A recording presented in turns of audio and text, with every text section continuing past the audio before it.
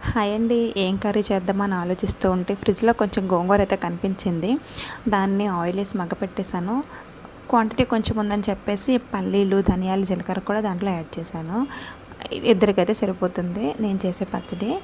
అలానే అవి వేయించుకొని పక్కన పెట్టుకున్నాక చిన్నొడియాలతో మినపొడియాలతో ఉప్పు నీరు చేద్దామని చెప్పి వాటిని కూడా వేయించుకున్నాను.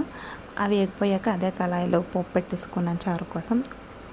జీలకర్ర, ఆవాలు, మినపప్పు, ఎండుమిరపకాయలు వేసాను. అవి కొంచెం వేగేసాక ఉల్లిపాయలు, ఎల్లుల్లిపాయలు కూడా వేసాను.